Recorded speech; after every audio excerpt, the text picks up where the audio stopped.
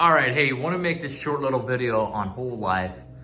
Most people think this is kind of like your grandma or your grandpa policy that it takes forever, and then takes forever to accumulate cash. And then, what would happen if I wanted to stop making payments? Is that a possibility? So really, when I structure a whole life policy, we're looking at max funding. And when you see up there 10, 90, 20, 80 split, meaning 10% death benefit, 90% cash value, or 20, 80, again, 20% death benefit, 80% cash value.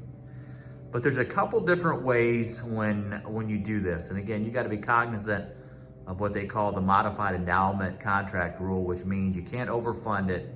It's got to satisfy the 7-pay premium test. But there's a couple different ways, not to get crazy technical with you folks out there, but there's a couple different ways to utilize this like highly compensated people do. But it gives you flexibility here. But you can do number one right here, you can do a premium offset method. What that means is dividends within the policy can help pay the premium. So let's say, keeping it really simple here, let's say you had a $100,000 policy, you're paying $100 a month, $1,200 a year. You can use your dividends to offset the premium, which can free up cash flow. So for example, let's say you got laid off. I mean, right now is a very tough time and people are losing their jobs, or people obviously are not saving very good money, but they need some flexibility. So how can this provide you flexibility? You can use the premium offset. Now this is a revocable decision, meaning you can change this, okay? So let's say times are tough and you need to free up some cash flow or whatever you gotta do, but you can go back and make the payments. The other way you can do this is called a reduce paid up.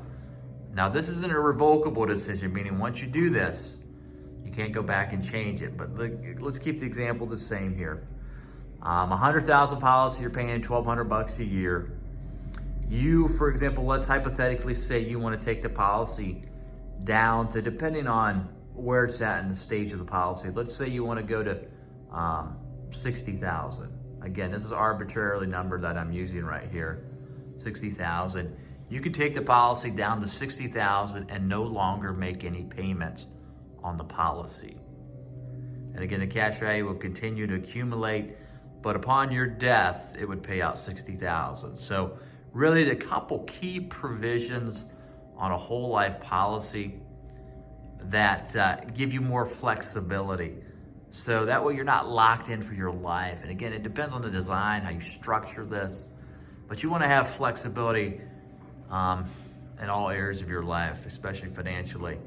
But this will allow you to do some things creatively, but also financially be able to benefit as well.